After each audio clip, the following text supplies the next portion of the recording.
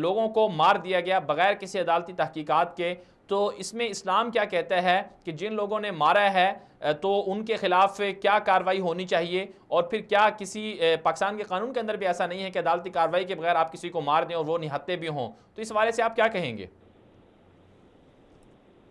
دیکھیں جی، شرعی طور پر یہ بات بالکل واضح ہے کہ اگر کوئی شخص مجرم ہے تو اسے صرف اور صرف مجرم کہہ کر سفر کرتے ہوئے، راہ پر جاتے ہوئے، گاڑی میں بیٹھے ہوئے، ٹریولنگ کے دوران قتل کر دیا جائے۔ ظاہر ہے کہ یہ تو نہ تو اسلام اور شریعت اس بات کی اجازت دے سکتی ہے اور نہ ہی دنیا کا کوئی بھی ملک اس بات کی اجازت دے سکتا ہے۔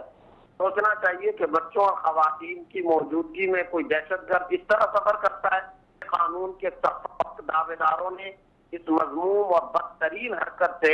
انصاف کے چہرے پر بدنما داغ لگا دیا ہے۔ اگر حکومت وقت نے اس پر ایسا فوری اور مؤثر سدباب اور ازالہ نہ کیا کہ جس سے متاثرہ خاندان کے دلوں پر مرہم پڑے اور عوام الناس کو دلی اطمینان حاصل ہو، تو پھر یاد رکھیں کہ یہ انتہائی خطرناک ثابت ہوگا اور عوامی ذہنی فسادات تو اس وقت بے شبہ یہ ایک شدید تقاضا اور سخت عوامی ڈیمانڈ چل رہی ہے کہ ان ظالم پولیس اہلکاروں کو بھی اسی طرح سر عام قتل کیا جائے۔ اور میں سمجھتا ہوں کہ قانونی تقاضوں کو پورا کرنے کے ساتھ ساتھ اگر ان ظالم پولیس اہلکاروں کو ایسی عبرتناک سزا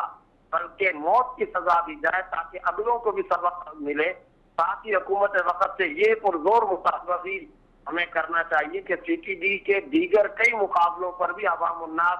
پہلے ہی شدید شکوک اور تحفظات کا اظہار کرتے رہے ہیں۔ لہٰذا سی ٹی ڈی کے دیگر مقابلوں کی فوری اور مؤثر جے آئی ٹی بنا کر حقائق عوام الناس کے سامنے لائے جانے چاہیے اور انصاف کا بول بالا کرنا ضروری ہے، مفتی صاحب ورنہ ریاست پاکستان میں عوام کے اندر سخت ترین مایوسی پیدا ہوتی چلی جائے۔